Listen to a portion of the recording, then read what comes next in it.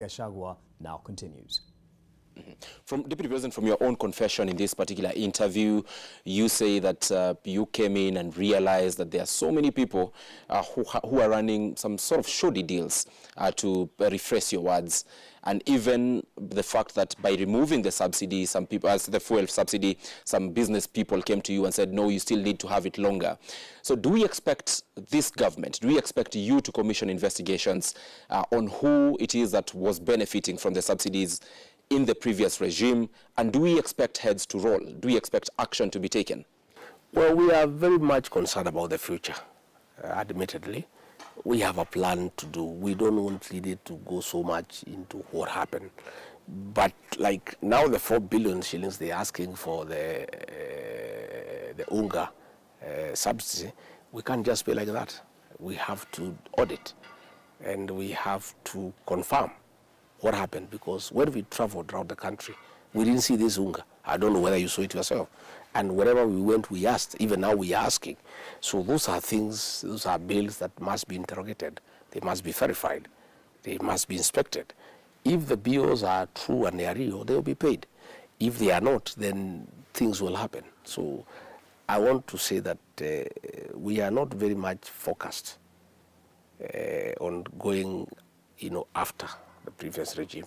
That is not our... But fair, surely if it is true, what you're saying, that there were lots of shoddy deals happening, then you would be justified to go after the individuals involved. What I'm saying is that we will not pay bills without verification.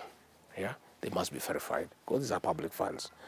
And the officers paying must be convinced, yeah, that public money was spent in the right way before we can pay.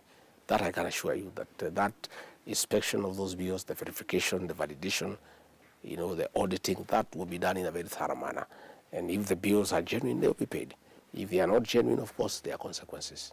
Yeah. All right. I want us to move this conversation forward to something you said during the governor's meeting in Mombasa, and that was an instruction to the DCI to now leave government offices and go to their offices and wait for reports to be made to act. What exactly did you mean with that statement? No. I think people are putting it out of context. What I said is that in the war against corruption, officers in the DCI took advantage. Junior officers in the DCI took advantage and moved into government offices to harass people and to extort money from government officers.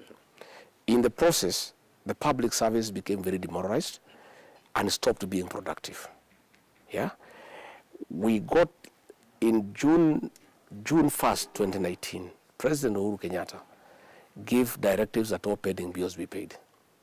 And they were not paid because nobody was willing to pay, because of the harassment and extortion by officers who are all over. They have no business being there. Nobody have even sent them there.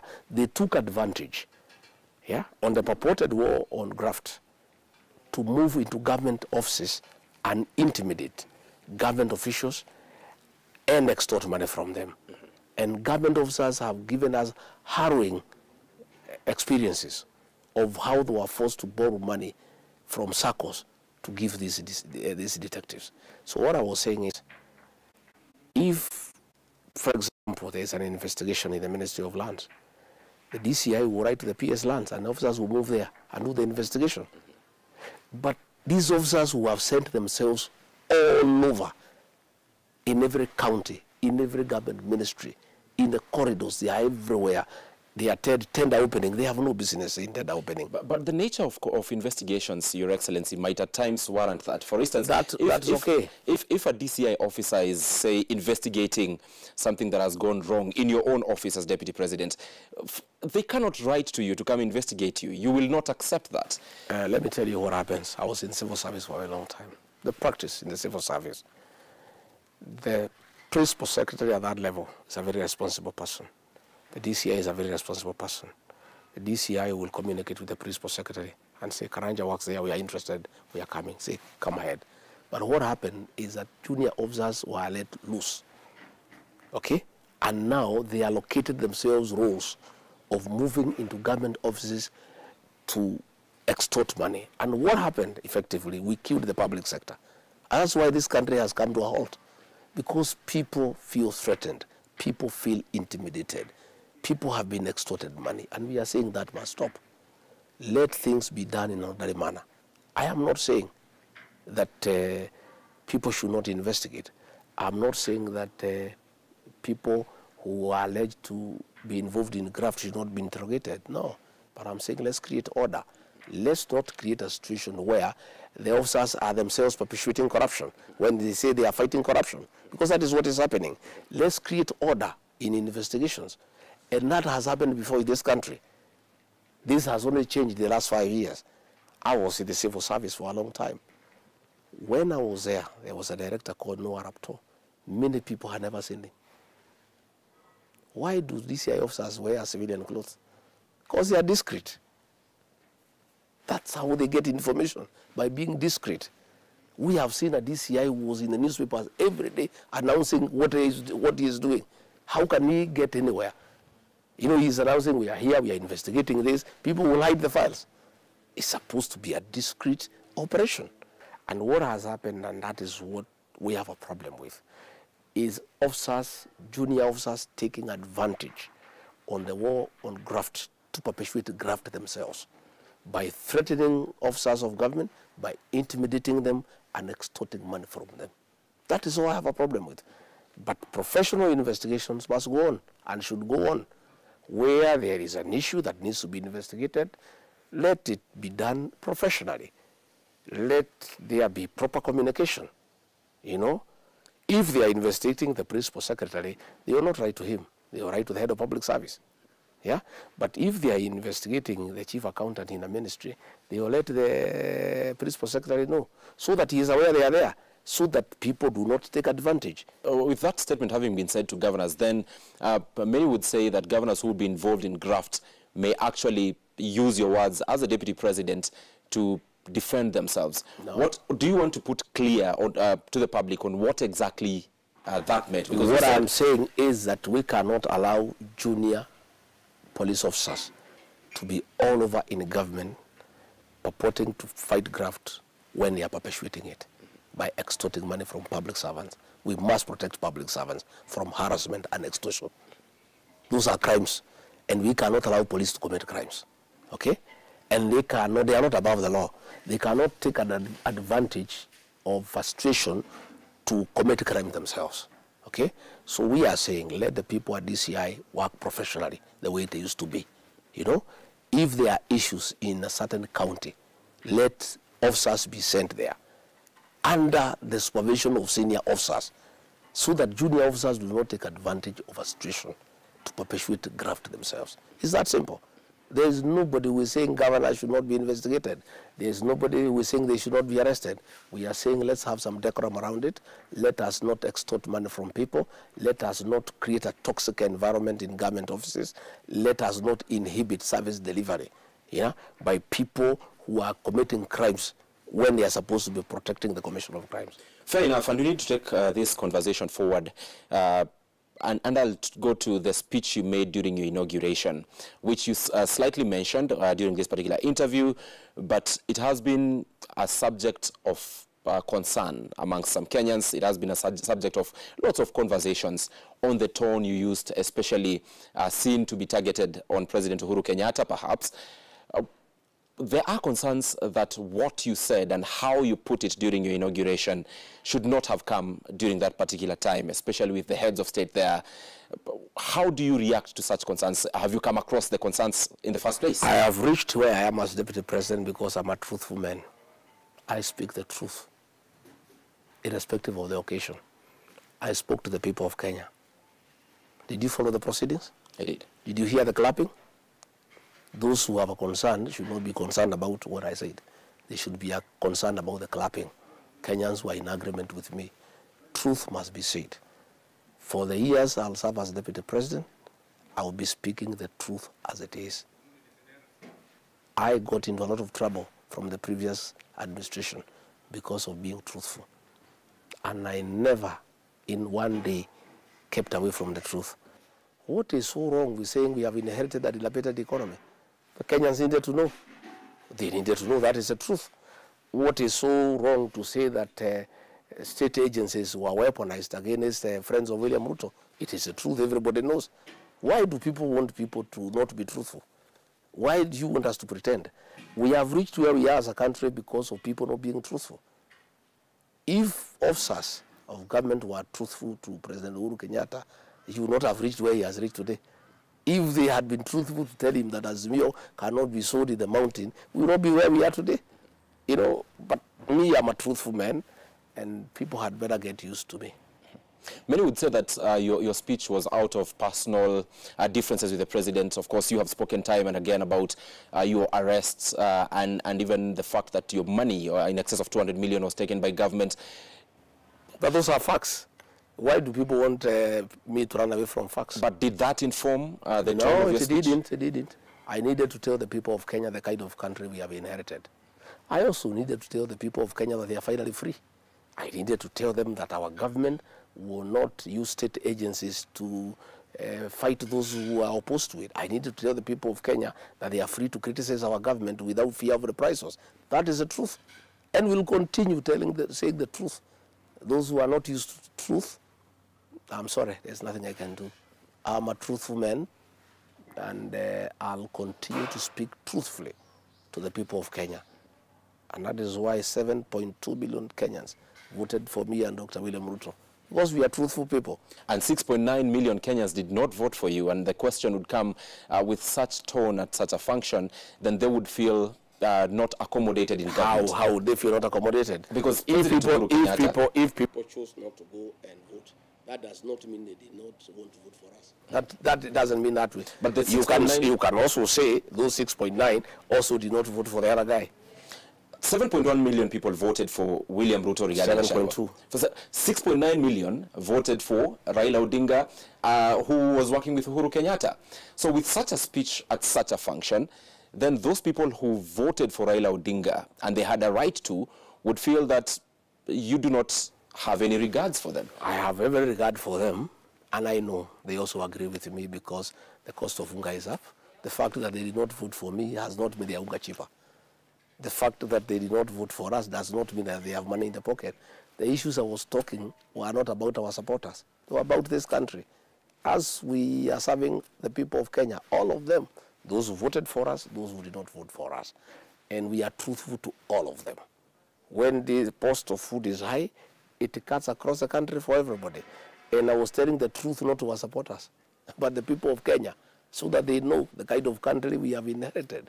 So as they wait for us to perform, they know where we are coming from. They know the odds against us, so that they can also be patient with us. The people of Kenya needed to be told the truth. And that truth also involves a concern by the people of Kenya on how the presidency seemed to be rotating. It is a fact that Kenyans are talking about the presidency rotating around two communities. We had President Kibaki, President Uhuru Kenyatta, President Moi before that, President Jomo Kenyatta, now President Ruto, and perhaps President Gachagua. There are people who are feeling that it will be I don't agree with you. A baton exchange in between. There's nothing like that because the majority of the people who voted for William Ruto are not Kalechins. It's nothing like two communities. The Kikuyu nation, almost 4 million people voted for William Ruto. So how can you say it's rotating into two communities? This is democracy. Our constitution is very clear. For you to be president of Kenya, you need 50+1. William Ruto got 50+1. That is the reality. There's nothing you can do about it. And the law says the majority have their way, the minority have their say. Let's see the way these things unfold. You know, but as long as we are a democratic country, it doesn't matter which community you come from. And I've been asking, is this the only time they have realized there are two communities? Why were they not talking before? Yeah? You know, when it came from Mwai Kibaki to Uhuru Kenyatta, why was there no concern? When it came, Uhuru Kenyatta is the son of Jomo Kenyatta, it's even worse than two communities from one family. Nobody was talking then. Yeah? Now that two people whose parents are not known, you know, villagers who have no reference, who have no address, have been voted into office, people can now talk about communities. Why were they not talking before? Let's allow the people of Kenya to practice democracy. An election is called. If you are qualified, you stand. If you are elected, so be it. whether you come from this or that community is irrelevant. Rigathi Gachagua, do you consider yourself a Mount Kenya kingpin now? Well, I don't know what this kingpin is all about. You know, all I know is that I'm the Deputy President of the Republic of Kenya. And it goes and I am the senior most from the region. So the way people perceive me, I leave it to them. But what I also know is that I talk to the people of the mountain in their own language, and they listen to me.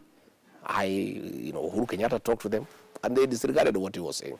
I asked them, let's go this direction, and most of them, majority, 84%, were in agreement with me. But I am the Deputy President of the Republic of Kenya. I have told you that the politics of ethnicity are more or less over. People have voted without caring where you come from.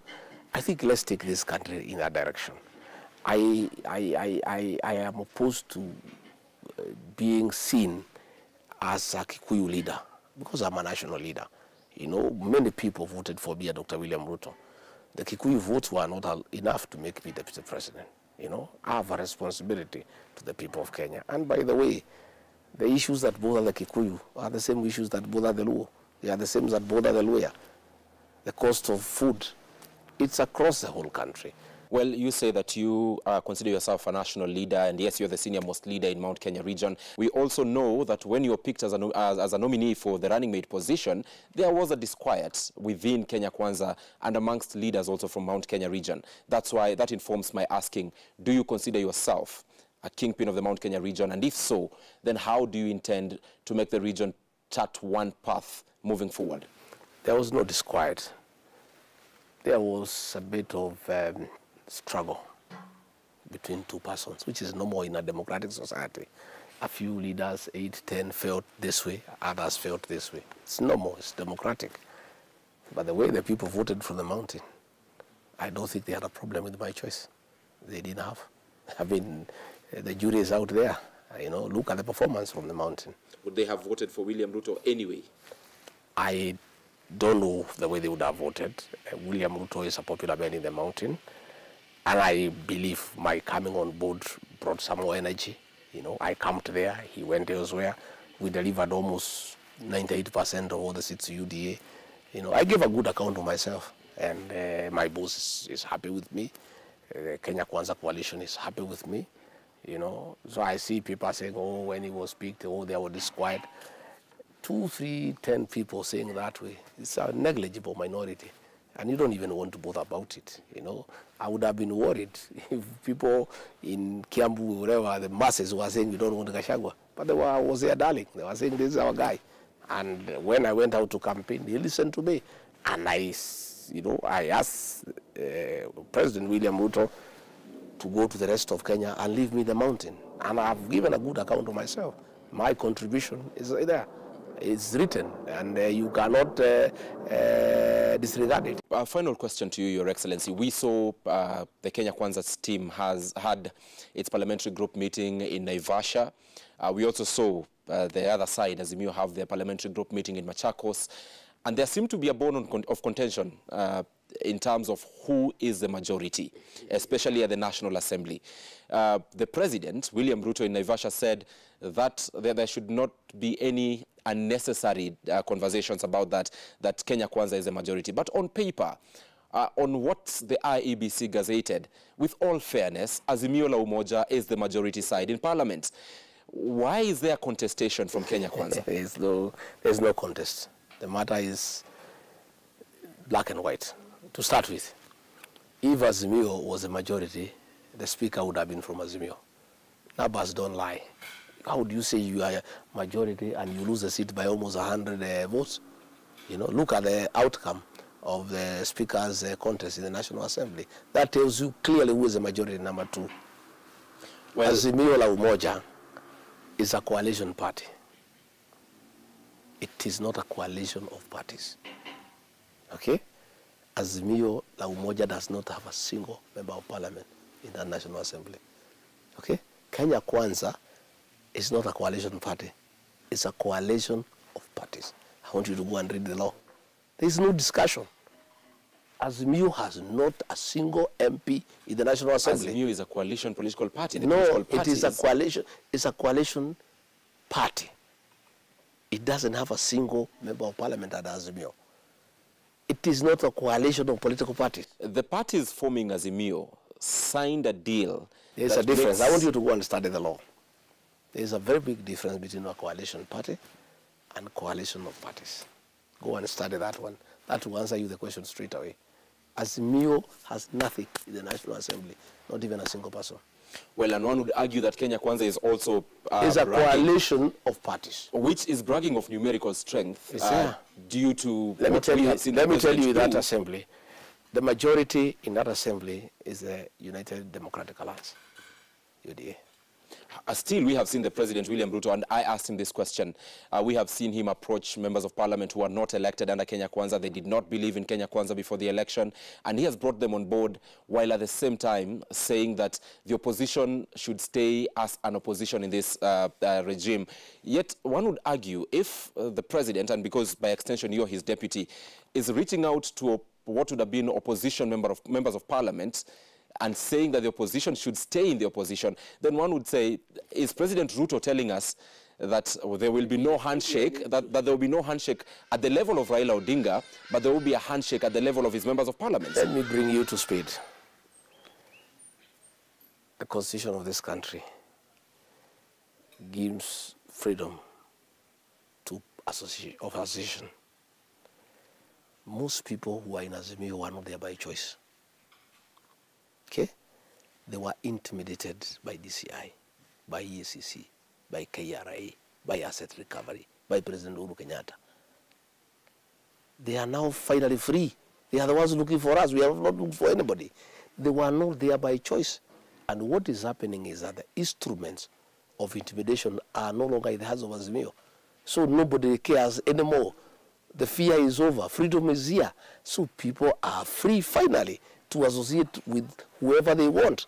And we cannot close doors because we have sworn to defend and uphold the Constitution, which recognizes freedom of association. Do those members of parliament fear that instruments or those instruments of intimidation like you're referring them to, and could that be the reason why they've come to Kenya Kwanza? Because now I'm on